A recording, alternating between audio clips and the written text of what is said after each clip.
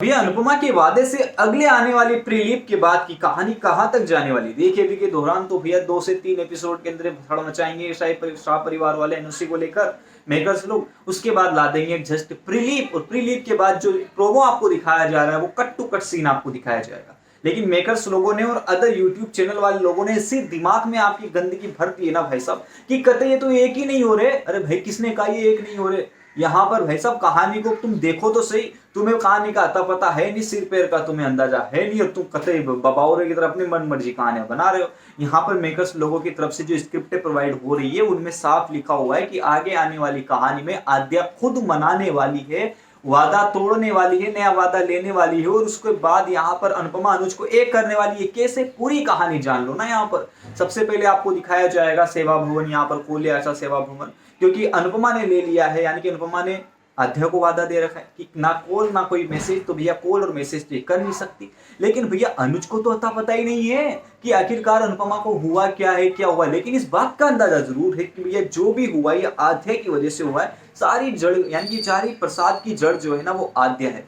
तो भैया आध्या के ऊपर गुस्सा तो निकाल नहीं सकता, लेकिन भैया अपने अंदर ही अंदर कचोटता रहता है खुद को कि ऐसा क्यों हुआ, क्या हुआ, ये हुआ, वो हुआ। अनुपमा को कॉल कर रहा है, मैसेज कर रहा है। अनुपमा की सिचुएशन वही वादे से बंधी हुई है। ये वादा न पता नहीं जाने क्या हुआ भेसकीटा कि यहाँ पर कोई कॉल ना कोई मैसेज, किसी का जवाब नहीं आ रहा। सेवा भवन क्यों खोला है? बा और बाबूजी इंस्पायर होकर, ये भी आपको पता है कि भैया बहुत सारे बूढ़े बूढ़ी लोग ऐसे होते होंगे, तो भैया इस वजह से इन्होंने सेवा भवन खोल लिया। दूसरी तरफ आपको कट्टू सीन दिखाया जाएगा यहाँ पर अनुज का।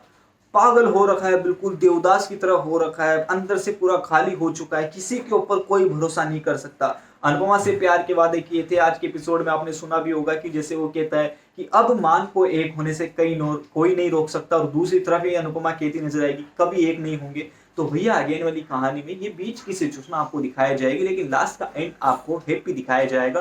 कैसे, फिर आगे कहानी सुनो। यहाँ पर जैसे ही अनुपमा और अनुज एक दूसरे के दूर होंगे, अनुज यहाँ पर बिल्कुल लंबे बाल एकदम यों अनुपमा को याद करते हुए खुद को एक रूम में अंदर बंद कर लेता है। समझ नहीं आता करे तो करे क्या। यहाँ पर सारी सिचुएशन खराब है।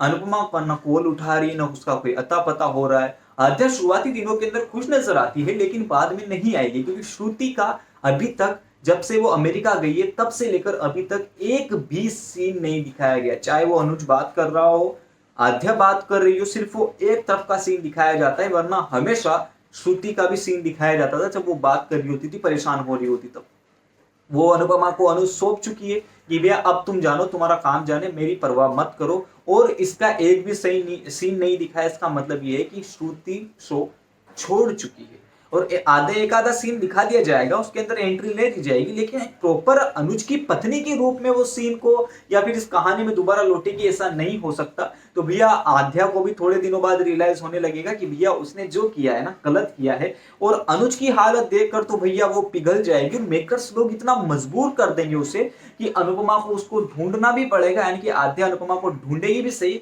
ढूंढने के बाद माफी भी मांगेगी, अनुज की हालत के बारे में बताएगी भी सही, और अनुज को यानी कि अनुज की हालत जानने के बाद अनुपमा के ऊपर हमें और आप सबको इतना तो भरोसा है कि वो अनुज को इस हालत में ना कभी देखना चाहती है, ना देखना चाहती थी, ना देखना चाहेगी। उसके बाद यहाँ पर आपको अनुज का वही पुराना अवतार, अनुपमा का वही पुराना अवतार देखने को मिलेगा, और उसके बाद एक हैप्पी एंडिंग देखने को मिलेगी। ये सारी चीजें आगे वाली कहानी में होने वाली